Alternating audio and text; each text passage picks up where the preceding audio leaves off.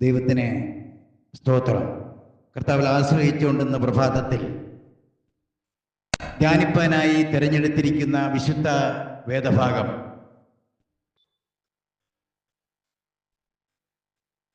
ഗലാത്യർക്കെഴുതിയ ലേഖനം 5-ാം അധ്യായം 1-ാമത്തെ വാക്യം.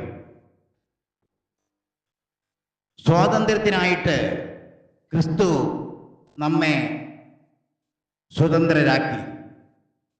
ആകയാൽ അതിൽ ഉറച്ചു നിൽപ്പിൻ. അടിമനികുത്തിൽ പിന്നെയും കുടുങ്ങിപ്പോകരുത്.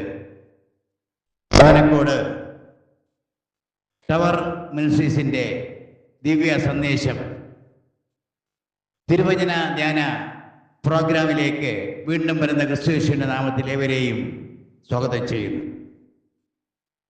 ഇവിടെ വായിച്ചു കേട്ട തിരുവചന സത്യം, സ്വാതന്ത്ര്യത്തിനായിട്ട് ക്രിസ്തു നമ്മെ സ്വതന്ത്രരാക്കി. വിശ്വവിഖ്യാതനായ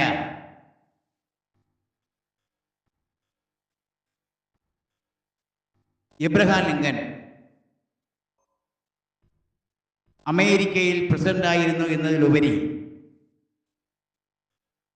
ചരിത്രത്തിൽ അറിയപ്പെടുന്നത് അടിമക്കച്ചവടം നിർത്തലാക്കിയ വ്യക്തി എന്ന നിലയിലാണ്.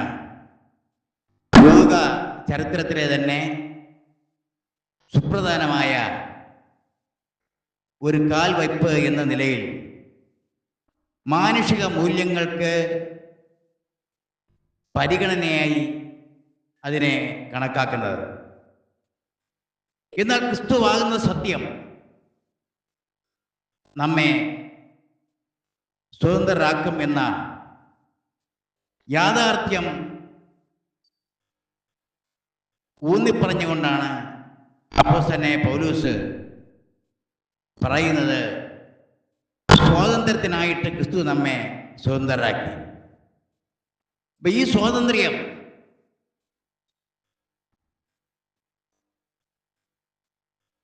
പല തലത്തിലും പല വിധത്തിലുമുള്ള സ്വാതന്ത്ര്യത്തിന് വേണ്ടിയുള്ള പോരാട്ടം ഇന്ന് മനുഷ്യ ജീവിതത്തിൽ നമുക്ക് കാണുവാൻ സാധിക്കും. വ്യക്തി സ്വാതന്ത്ര്യം, പൗര സ്വാതന്ത്ര്യം, സ്ത്രീ സ്വാതന്ത്ര്യം, അഭിപ്രായ സ്വാതന്ത്ര്യം എന്ന് വേണ്ട വിവരങ്ങൾ മനസ്സിലാക്കുവാൻ വിവര സ്വാതന്ത്ര്യം, വിവരാവകാശ കമ്മീഷൻ. നാം ഫീസ് അടച്ചു കഴിഞ്ഞാൽ എന്ത് വിവരവും മനസ്സിലാക്കുവാൻ അപേക്ഷ സമർപ്പിച്ച് അതിനായും മനുഷ്യൻ മുറവിളി കൂട്ടുന്നതായി കാണുവാൻ തക്കവണ്ണം സാധിക്കും. ഇങ്ങനെ സ്വാതന്ത്ര്യത്തിനുള്ള മുറവിളി വർദ്ധിച്ചിട്ടും മനുഷ്യൻ ഇന്നും ബന്ധസ്ഥനാണ്. സ്വാതന്ത്ര്യം യേശുക്രിസ്തു മുഖാന്തരം കർത്താവ് യേശുക്രിസ്തുവിൽ വിശ്വസിക്കുന്ന ദൈവത്തിൻ്റെ മക്കൾക്ക് അത് ലഭിക്കുന്നതാണ്. നിങ്ങൾ സത്യം അറിയുകയും ആ സത്യം നിങ്ങളെ സ്വതന്ത്രരാക്കുകയും ചെയ്യുമെന്ന് വിശുദ്ധ ബൈബിൾ നമ്മെ പഠിപ്പിക്കുന്നു. അത് പറയുന്നത് തന്നെ സത്യം നിങ്ങൾ അറിയുകയും. ഈ അറിവാണ് നാം സ്വാതന്ത്ര്യം പ്രാപിക്കുന്നതിന് കാരണം. ഈ അറിവിലൂടെ മാത്രമേ ആ സ്വാതന്ത്ര്യം മനുഷ്യന് ലഭിക്കുകയുള്ളൂ. അതാണ് ഗലാത്യർക്കെഴുതിയ ലേഖനം 5-ാം അധ്യായം ഇന്നത്തെ കുറുവാക്യത്തിൽ പറയുന്നത്, സ്വാതന്ത്ര്യത്തിനായിട്ട് ക്രിസ്തു നമ്മെ സ്വതന്ത്രരാക്കി. അതിൽ ഉറച്ചു നിൽപ്പിൻ. അടിമനികുത്തിൽ പിന്നെയും കുടുങ്ങിപ്പോകരുത് എന്ന് പറയുവാൻ തക്കവണ്ണം കാരണം. ഒന്നാമതായി, സ്വാതന്ത്ര്യത്തിനായിട്ട് ക്രിസ്തു നമ്മെ സ്വതന്ത്രരാക്കി എന്നുള്ള ആ ദൈവീക പ്രവൃത്തി, ആ സത്യം യേശു കർത്താവ് തന്നെ വിളിച്ചു പറഞ്ഞു, ഞാൻ തന്നെ വഴിയും സത്യവും ജീവനുമാകുന്നു. അപ്പൊ ആ ജീവൻ പ്രാപിക്കുവാൻ സർവശക്തനായ ദൈവം നമ്മെ സ്വതന്ത്രരാക്കുകയും ചെയ്യുന്നു. അതിൽ പൗലോസ് പ്രതിപാദിക്കുന്ന ഒരു വിഷയം, ആകയാൽ ഈ ദൈവിക പ്രവൃത്തി ദൈവം തൻ്റെ മക്കൾക്കായി ചെയ്യുവാൻ തക്കവണ്ണം ആഗ്രഹിച്ചുകൊണ്ട് ദൈവം തന്നെത്താൻ ഏൽപ്പിച്ചു കൊടുത്തു. നമ്മുടെ ഓരോരുത്തരെയും പാപത്തിനും ശാപത്തിനും വിടുതൽ പ്രാപിപ്പാൻ തക്കവണ്ണം യേശു കർത്താവ് ശാപമായി തീർന്നു എന്ന് വിശുദ്ധ ബൈബിളിൽ നമ്മെ പഠിപ്പിക്കുന്നു. ഈ രക്തത്താലും വചനത്താലും മനുഷ്യനെ ലഭിക്കുന്ന സ്വാതന്ത്ര്യമാണ് ക്രിസ്തുവിൽ നിന്ന് പകരുന്ന സ്വാതന്ത്ര്യം. ആ സ്വാതന്ത്ര്യത്തിനായിട്ട്, അത് പറയുമ്പോൾ തന്നെ നാം മനസ്സിലാക്കണം, സ്വാതന്ത്ര്യത്തിനായിട്ട് ക്രിസ്തു നമ്മെ സ്വതന്ത്രരാക്കി. അപ്പൊ ആ സ്വാതന്ത്ര്യം ഒരിക്കലും മറ്റാരിൽ നിന്നും ഈ ദൈവിക സ്വാതന്ത്ര്യം ലഭിക്കുന്നതല്ല. ഈ ലോകത്തിൽ നിന്ന് ലഭിക്കുന്ന സ്വാതന്ത്ര്യമല്ല.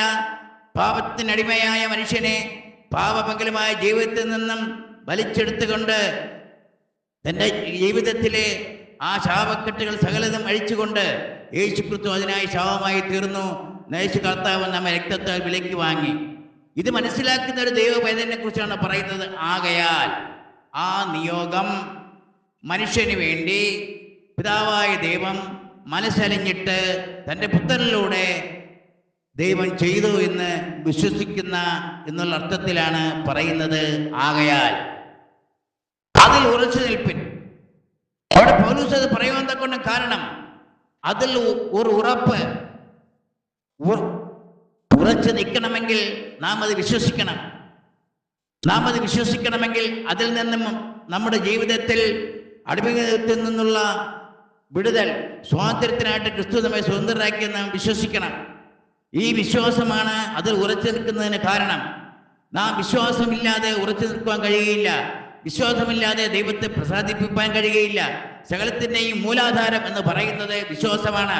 ഒരു മനുഷ്യൻ വിശ്വാസത്താൽ ജീവിക്കുമെന്ന് വിശുദ്ധ ബൈബിൾ നമ്മെ പഠിപ്പിക്കുന്നു. ഒരു മനുഷ്യ ജീവിതം എപ്പോഴും ക്രിസ്തുയേശുവിൽ വിശ്വസിക്കുന്ന ഒരു ദൈവപൈതലിന്റെ ജീവിതമെന്ന് പറയുന്നത് വിശ്വാസത്താൽ മാത്രം. സകലതും ദൈവത്തിൽ നിന്ന് പ്രാപിക്കുമെന്നുള്ള വിശ്വാസം, സകലതും ദൈവിക പരിപാലനത്താൽ നമ്മുടെ ജീവിതത്തിൽ പകരുമെന്നുള്ള വിശ്വാസം, സകലതും ദൈവിക പ്രവൃത്തിയാൽ നമ്മെ ദൈവം കൈക്കൊള്ളുമെന്നുള്ള വിശ്വാസം, നമ്മുടെ പ്രാർത്ഥന ദൈവം കേൾക്കും എന്നുള്ള വിശ്വാസം, നമ്മുടെ ജീവിതത്തിലെ എല്ലാ പ്രതികൂലങ്ങളുടെ നടുവിലും ദൈവം അനുകൂലമായി എഴുന്നേൽക്കും എന്നുള്ള വിശ്വാസം, നാം എപ്പോഴും ദൈവത്തിന്റെ സന്നിധിയിൽ പ്രാർത്ഥിക്കുമ്പോഴും ആ ദൈവം അത്ഭുത വിടുതലുകൾ അയക്കും എന്നുള്ള വിശ്വാസം, ആ ദൈവത്തെ ഒഴിഞ്ഞ് മറ്റൊരു പ്രവൃത്തിയും നമ്മുടെ ജീവിതത്തിൽ ഇല്ല, ആ ദൈവം തന്നെ പരിപൂർണ വിടുതൽ പകർന്നുകൊണ്ട് ഒരു പൂർണ്ണതയിൽ എത്തിക്കുവാൻ എൻ്റെ ജീവിതത്തിൽ, എൻ്റെ ഭവനത്തിൽ, എൻ്റെ തലമുറകളിൽ പ്രവർത്തിക്കുമെന്നുള്ള വിശ്വാസം. ഇങ്ങനെ അനേക വിശ്വാസങ്ങൾ ഒരു മനുഷ്യന്റെ ജീവിതത്തിൽ അവൻ പ്രാപിച്ച് ദൈവത്തിൽ നിന്ന് പ്രാപിക്കുവാൻ സാധിക്കുമെന്ന് വിശ്വസിക്കുന്ന ഒരു ദൈവ പൈതലിന് മാത്രമേ അതിൽ ഉറച്ചു നിൽക്കുവാൻ കഴിയുകയുള്ളൂ. അത് മനസ്സിലാക്കുവാൻ തക്കവണ്ണം അതിൽ ഉറച്ചു നിൽപ്പിൻ.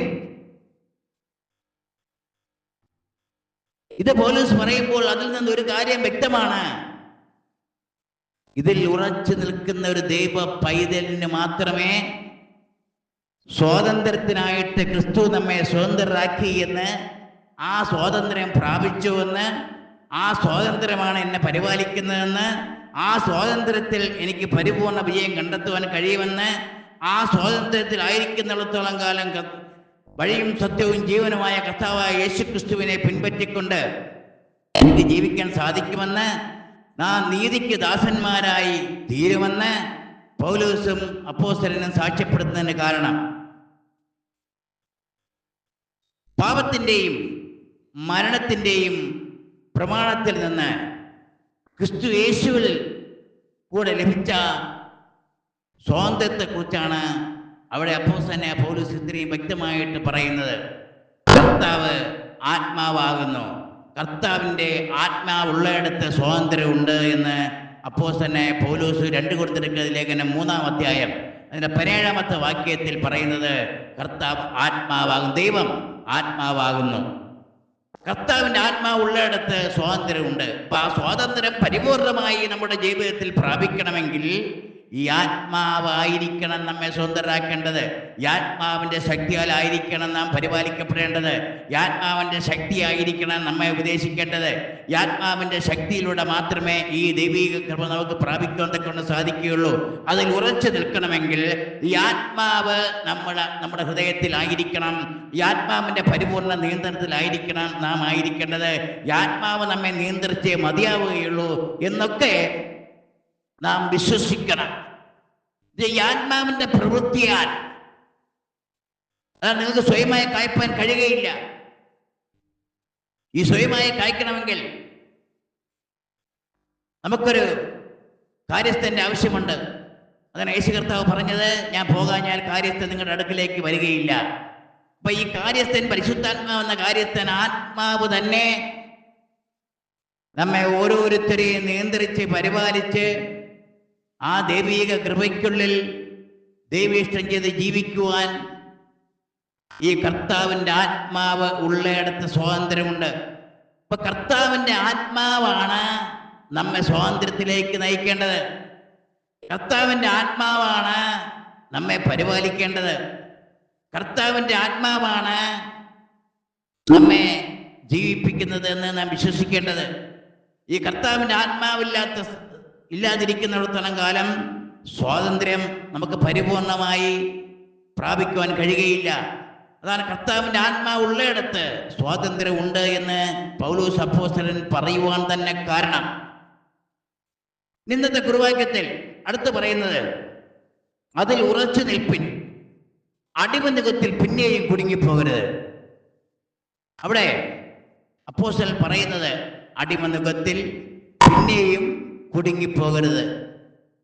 ഇത് പറയുമ്പോൾ തന്നെ നമുക്ക് മനസ്സിലാക്കാം, നാം ഒരു കാലത്തെ ഈ സ്വാതന്ത്ര്യം കർത്താവ് ആത്മാവ് വന്നു, കർത്താവിൻ്റെ സ്വാതന്ത്ര്യം ഉള്ളിടത്ത് സ്വാതന്ത്ര്യമുണ്ട്.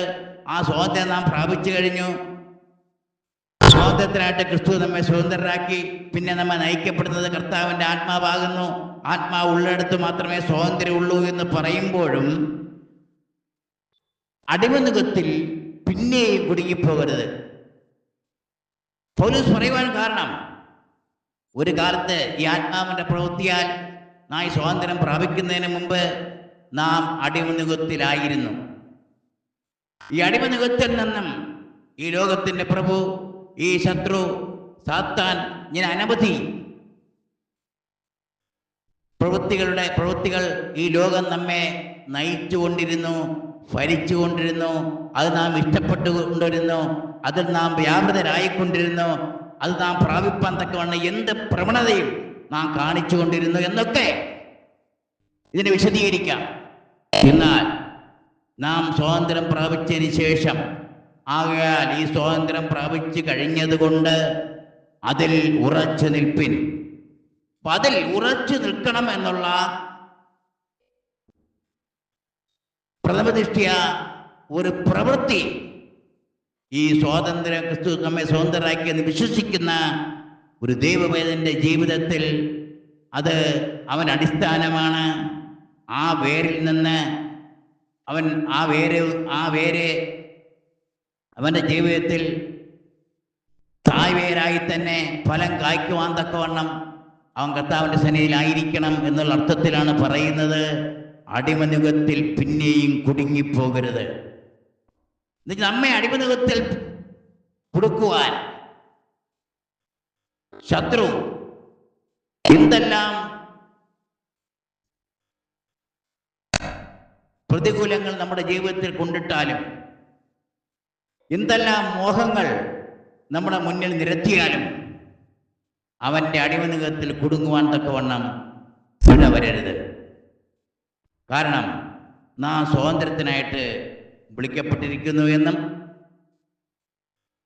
യേശു കർത്താവാണ് നമ്മെ സ്വതന്ത്രരാക്കിയെന്നും അതുകൊണ്ട് തന്നെ അതിൽ ഉറച്ചു നിൽക്കണമെന്നും ഇത് സ്വന്തം താല്പര്യത്തിനുള്ള അവസരമായി മാത്രം, ജഡമോഹത്തിനുള്ള അവസരമാക്കി മാത്രം നാം മാറ്റാതെ വണ്ണം അത് ഈ സ്വാതന്ത്ര്യം നാം ദുരുപയോഗപ്പെടുത്താതിരിക്കുവാൻ യേശുക്രിസ്തു മുഖാന്തരം ദാനമായി കിട്ടിയ ഈ സ്വാതന്ത്ര്യം നഷ്ടമാക്കാതെ ഉറച്ചു നിന്നുകൊണ്ട് അടിമനുഖത്തിന് കീഴിലുള്ള മറ്റുള്ളവരുടെ കൂടെ സ്വാതന്ത്ര്യത്തിനായിട്ട് നമ്മാലാവോളം പ്രവർത്തിച്ചുകൊണ്ട് നമ്മോളാവോളം ഉപദേശിച്ചുകൊണ്ട് സകലരെയും ശിഷ്യരാക്കിക്കൊള്ളുവിനെന്ന് യേശു കർത്താവ് തന്നെ ഈ ലോകത്തോട് വിളിച്ചു പറഞ്ഞു നമ്മെ പഠിപ്പിച്ചു. മറ്റുള്ളവരെയും ഈ സ്വാതന്ത്ര്യം പ്രാപിപ്പാൻ തക്കവണ്ണം സകല ജാതികളെയും നിങ്ങൾ ശിഷ്യരാക്കിക്കൊള്ളുവിൻ. ഈ സ്വാതന്ത്ര്യം പ്രാപിച്ചൊരു ദൈവ പൈതന്റെ ജീവിതത്തിൽ ദൈവം പകർന്നിരിക്കുന്ന ഒരു ശുശ്രൂഷയാണ് മറ്റുള്ളവരെയും നാം സ്വാതന്ത്ര്യത്തിനായിട്ട് ഉപദേശിക്കുക, അവരെയും പഠിപ്പിക്കുക, സകലരെയും ശിഷ്യത്വം ദൈവത്തിൻ്റെ ശിഷ്യന്മാരായി തീർക്കുവാൻ തക്കവണ്ണം നമ്മോളാവോളം പ്രവർത്തിക്കുക.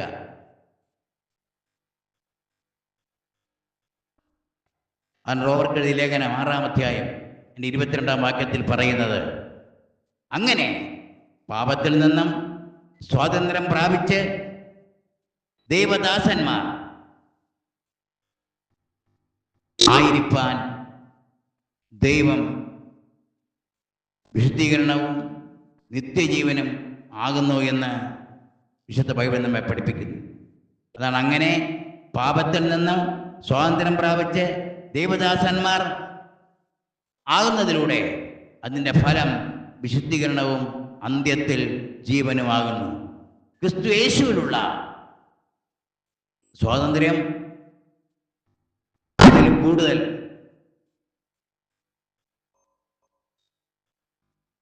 ദൈവത്തിൽ നിന്ന് പ്രാപിക്കുവാൻ ദൈവത്തിൽ വിശ്വസിക്കുന്ന ഒരു ദൈവ പൈതന്റെ ജീവിതത്തിൽ ദൈവം പകരുക തന്നെ ചെയ്യും.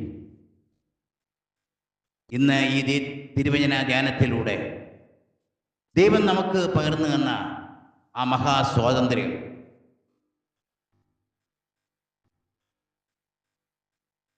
ആ ക്രിസ്തു യേശുവിലൂടെ മാത്രം തൻ്റെ മക്കൾക്ക് പ്രാപിക്കുവാൻ കഴിയുന്നതെന്ന് വിശ്വസിച്ചുകൊണ്ട് ദൈവത്തിൻ്റെ സന്നിധിയിൽ നാം ഇന്ന് സ്വതന്ത്രരാണ്, അടിമത്തത്തിൽ പിന്നെയും കുടുംബമായിടവരരുതെന്ന് നാം വിശ്വസിച്ച് ആ ദൈവത്തിൻ്റെ വഴികളിലൂടെ ആ വഴിയും സത്യവും ജീവനെ തേടിയുള്ള യാത്ര ആരംഭിക്കുവാൻ നാം തയ്യാറാണെങ്കിൽ ആ ദൈവം കർത്താവ് അവനെ അറിയുന്നു.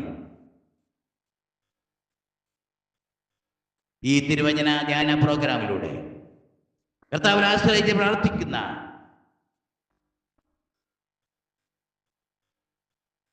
എൻ്റെ മക്കൾക്ക് തങ്ങളുടെ വിഷയങ്ങളുടെ നടുവിൽ ആ സ്വാതന്ത്ര്യത്തിലൂടെയുള്ള വിടുതൽ അത്ഭുതകരമായി പകരുവാൻ തക്കവണ്ണം സർവശക്തനായ ദൈവം കൃപ പകരുമാറാകട്ടെ. ആമേൻ. സ്തോത്രം.